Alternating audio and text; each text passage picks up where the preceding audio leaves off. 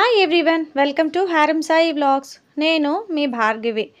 మా ఇంట్లో వినాయక చవితి పూజ మేమందరం కలిసి చక్కగా చేసేసుకున్నాము. ఇంకా ఇలాగా నాకు తోచిన విధంగా డెకరేషన్ అయితే చేశాను. చాలా సింపుల్గా చేశాను డెకరేషన్ అయితేను. బట్ ఏవి ఇంపార్టెంటో అవన్నీ కూడా పెట్టాను దేవుడికైతే. ఇంకా ఇక్కడ మేము మట్టి వినాయకుడినే పూజ చేసుకున్నాము. ఇక మా పూజ అయితే ఇలా జరిగింది. పూజ వీడియో అంతా కూడా దీని ముందు వీడియోలో నేను పెట్టాను. మా ఛానల్లోని సబ్స్క్రైబ్ చేయని వాళ్ళు ఎవరైనా ఉంటే ప్లీజ్ సబ్స్క్రైబ్ చేయండి, హారం సాయి వ్లాగ్స్. నేను ప్రసాదంకి అయితే పులిహార రెడీ చేసేసుకున్నాను. పులిహార అయితే అయిపోయింది.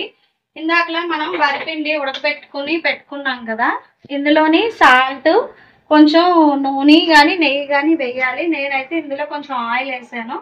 ఆయిల్ వేసి కొంచెం ఉడకబెట్టాక ఇది ఇలా అయ్యింది. దీన్నే నేను బాగా చేసుకున్నాను. దీన్ని ఇంకా స్టీమ్ చేయాలి ఉండ్రాలని. ఇలాగా ఇక్కడ చేతికి కొంచెం ఇలా నెయ్యి రాసుకోవాలి. ఇక్కడ నెయ్యి రాసుకొని కొంచెం ఇదేంటంటే చిమ్మిలి లాగా. చిమ్మిలి అంటే పచ్చి నూలుపప్పు కాదు, నూలుపప్పు వేయించాను. వేయించి బెల్లం వేసాను ఇందులోని. చాలా మంది దీని ప్లేస్ లో కొబ్బరి కూడా పెట్టుకుంటారు. ఇప్పుడు ఇదైతే పచ్చిది, ఇది అన్నమాట వరిపిండి ఉడకబెట్టింది. ఈ ఉడకబెట్టిన దాంట్లోని ఇది నేను ఇలాగా బాల్స్ లాగా చేసుకొని పెట్టుకున్నాను. ఇందులోని ఇగో ఇది ఇలా పెట్టుకుని ఇది ఇందులో పెట్టుకుంటాను అన్నమాట. ఇగో ఇది ఇలాగా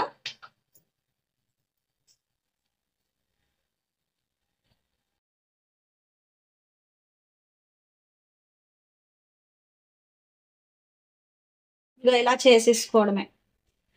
ఇది ఇలాగా మొత్తం ఇవన్నీ ఇలా చేసేసుకోవడమే. ఇది కొంచెం అంటుకుంటే కనుక కొంచెం నెయ్యి రాసుకోండి. ప్లస్ స్టీమ్ చేసేటప్పుడు ఏంటంటే ఇవి మనం ఉడకబెడతాం కదా వరిపిండి కాబట్టి మనకి క్రాక్స్ ఇచ్చేస్తుంది. క్రాక్స్ ఇవ్వకుండా నెయ్యి అనేది రాసుకుంటే చేతికి ఇంకా ఇది కూడా రౌండ్ గా వస్తుంది. ఇగో ఇలాగైతే నేను చేసుకుంటున్నాను. ఇగో ఇలాగా ఈ షేప్ లో అయితే నేను చేసుకుంటున్నాను.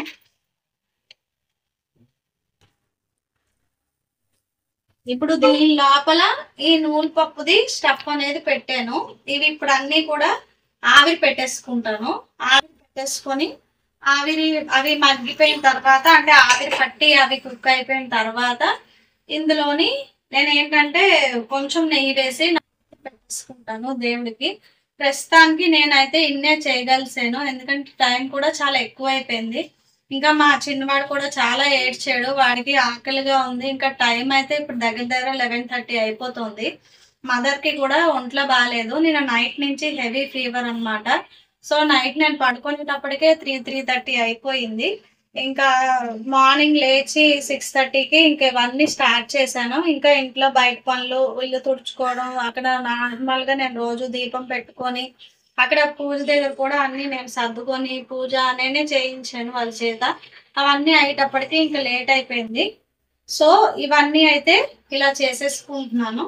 ఇలాగా చేసేసుకొని ఆవిరి పెట్టేసుకుంటాను. మెయిన్ గా ఈ ఆవిరివన్నీ మనకి ఇప్పుడు వినాయక చవితికి ఎందుకు తింటారంటే మనకి హెల్తీగా ఉండడానికి. ఆవిరివి అయితే ఏం చేయవు హెల్త్ ఇష్యూస్. ఆయిల్లో వేయించినవి అయితే మనకి చాలా హెల్త్ ఇష్యూస్ వస్తాయి, కడుపులో తిప్పడం కానీ ఏవైనా అలాగా.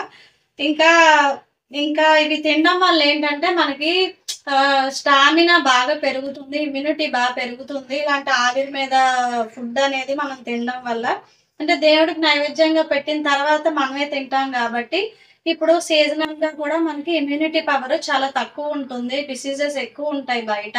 అలాంటివన్నీ తట్టుకునే శక్తి ఇలాంటి ఫుడ్ కి ఉంటుంది అనమాట, ఆవిరి మీద చేసిన వాటికి.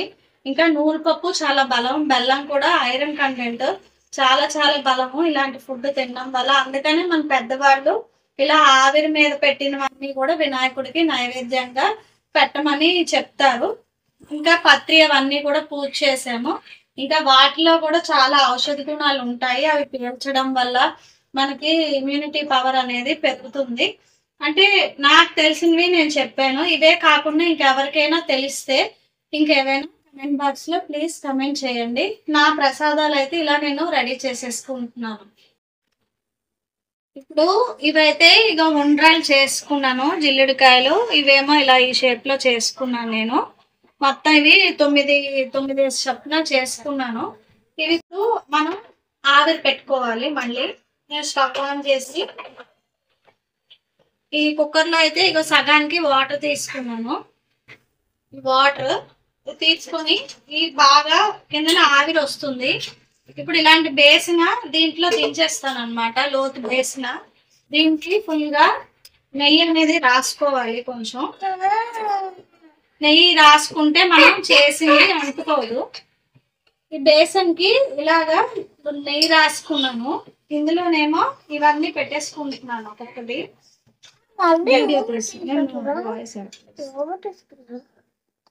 ఇప్పుడు ఇవైతే ఇలా పెట్టేసుకుంటున్నాను నేను. ఇగో ఇందులో వాటర్ పోసాను సగానికి. ఇప్పుడు దీంట్లోని ఇది ఇలా దించేసుకుంటున్నాను. దించేసుకొని దీని మీదకి సరిపడా బేసిన ఏదైనా చూసుకొని ఇలా ఆవిరి పెట్టుకోవాలి. ఆ లోపల అది స్టీమ్ అవుతుంది. స్టీమ్ అయితే కొంతసేపు మనం మధ్యలో ఒకసారి చెక్ చేసుకోవాలి ఉడికిందా లేదా అని. మొత్తం అయిపోయాక నేను మళ్ళీ మీకు చూపిస్తాను. నేనైతే ఇక్కడ నైవేద్యంగా పులిహార, ఉండ్రాళ్ళు, జిల్లుడుకాయలు, మోదకాలు నైవేద్యం చేసి పెట్టాను.